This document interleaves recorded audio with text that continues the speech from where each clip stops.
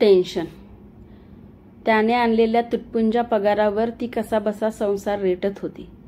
त्यातच त्याला जडलेल्या दारूच्या व्यसनामुळे तो कामावरही रोज जाईनासा झाला होता. परिणामी महिन्याकाठी त्याच्या हातात अपुरा पगार पडत होता. मग त्या अपुऱ्या पगारातच तिने घर चालवायचे, त्याच्यासाठी पक्वान्नांची आरस मांडायची, हीच त्याची इच्छा होती.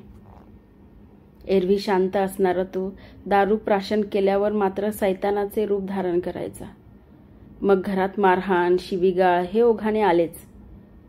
एक दिवस त्याच्या पत्नीने त्याला दारू पिण्याचे कारण विचारल्यावर, "मला 1760 टेन्शन असतात, ती दूर करण्यासाठीच मी दारू पितो," असे पत्नीला ओरडत म्हणाला आणि घराबाहेर निघाला तो थेट दारूच्या दुकानात.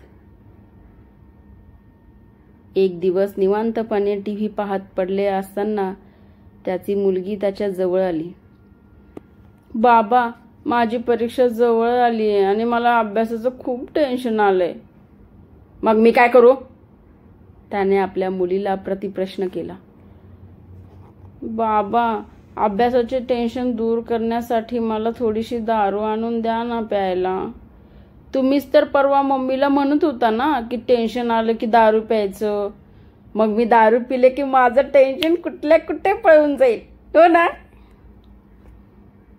मुलीच्या त्या अजब मागणीकडे तो पुरता भानावर आला होता. त्याला आपली चूक उमगली होती, ज्याची साक्ष त्याच्या डोळ्यातून वाहणाऱ्या अश्रूंनी केव्हाच दिली होती.